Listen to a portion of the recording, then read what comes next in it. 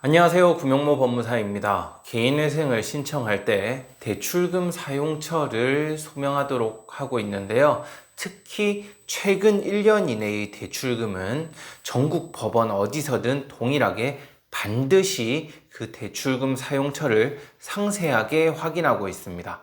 따라서 최근 1년간의 대출금이 얼마인지 또 어디에 사용했는지가 상당히 중요한데요. 이번 시간에는 최근 대출금이 개인회생을 하는데 왜 중요한지에 대해서 설명드리겠습니다.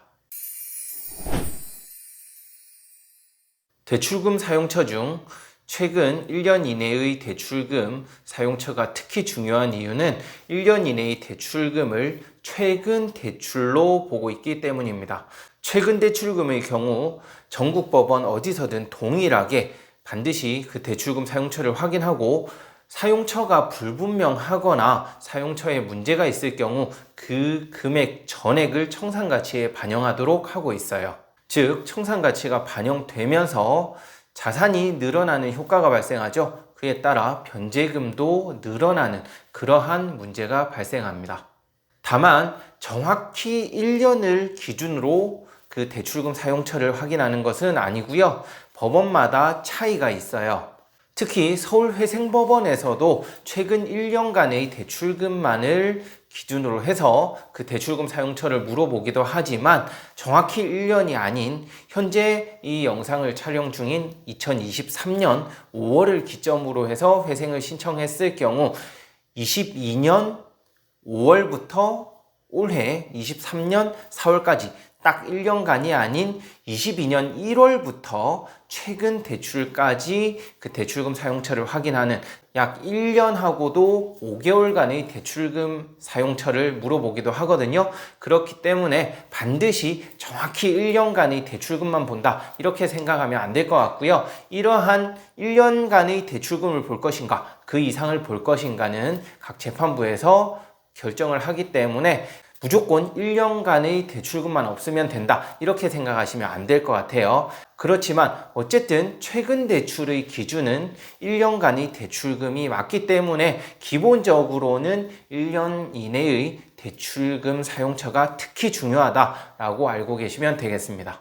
그리고 서울회생법원의 경우에는 이렇게 1년 또는 1년하고 몇 개월 정도의 대출금 사용처에 대해서 물어보는 것이 대부분인데요. 지방법원의 경우에는 딱 이렇게 1년만 물어보는 것이 아니라 2년간의 대출금 사용처를 확인하기도 하니까 알고 계셔야 되겠고, 특히 주식, 도박, 비트코인 등의 대출금을 대부분 사용했다. 이 경우에는 꼭 1년, 2년 이내의 대출금뿐만 아니라 기한을 정하지 않고 주식이나 도박 등에 사용한 자금, 내역을 전부 다 확인을 하기도 합니다. 따라서 주식, 도박, 비트코인 등을 했다. 특히 그 비중이 상당히 높다. 그 경우에는 그 사용 기한이 1년 이전이라 하더라도 법원에서는 충분히 확인을 하고 소명 자료를 요청할 수 있으니까 이 부분 또한 참고하시기 바랍니다.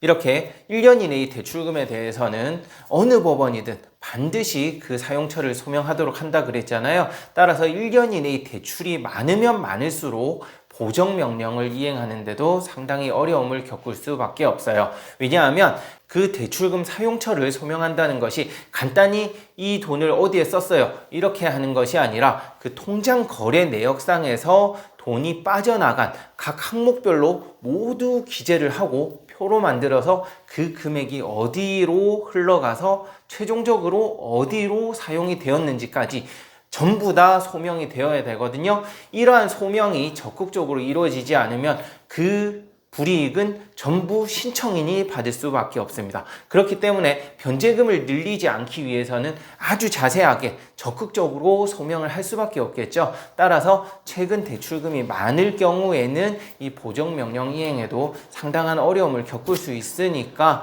최근 대출금이 많다. 그 경우에는 이 대출금의 사용처를 명확하게 어디에 사용되었는지 기록을 남겨두는 것이 중요합니다. 이렇게 기록이 없을 경우에는 그 금액 전액은 청산가치에 반영이 될 수밖에 없거든요. 따라서 변제금이 늘어날 수 있으니까 이 영상 보셨다면 혹시라도 내가 당장 회생을 하지는 않지만 뭐 추후 회생을 할 수 있을 것 같다 라고 생각하신다면 그 대출금 사용처를 명확하게 꼭 남겨두시도록 그렇게 하는 것이 회생하는데 상당히 도움이 되니까 꼭 기억하셨으면 좋겠네요. 결론적으로 말씀드리면 이렇게 1년 이내 또는 1, 2년 이내에 대출금 사용처를 확인한다고 했잖아요. 따라서 뭐 주식이나 도박, 비트코인 등에 사용한 대출금이 거의 없고 일반적인 생활비나 사업자금에 썼다. 그리고 대출을 받은 지가 오래되었다. 이 경우 오래전 대출금에 대해서는 아주 자세하게 확인 안 하니까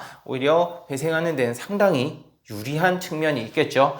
반면 최근 대출이 많다면 그만큼 소명하는데 어려움을 겪을 수 있으니까 이번 영상 보셨다면 잘 참고해서 개인회생을 준비하시면 되겠습니다. 그리고 보정명령 이행하는 데는 대리인과 뭐 적극적으로 소통만 잘 되면 대리인이 알아서 표를 작성하고 법원에 제출하는 것이 기본적인 원칙이라고 볼 수 있거든요. 하지만 여전히 많은 곳에서 그 신청인, 의뢰인에게 이러한 보정명령 이행하는 것을 뭐 직접 해오라고 이렇게 전가를 한다고 하는데 대리인 사무실을 선정하는 데 있어서도 꼼꼼하게 따져보고 결정하시면 되겠습니다. 네, 끝까지 시청해 주셔서 감사하고요. 구독, 신청, 좋아요도 꼭 부탁드리겠습니다. 고맙습니다.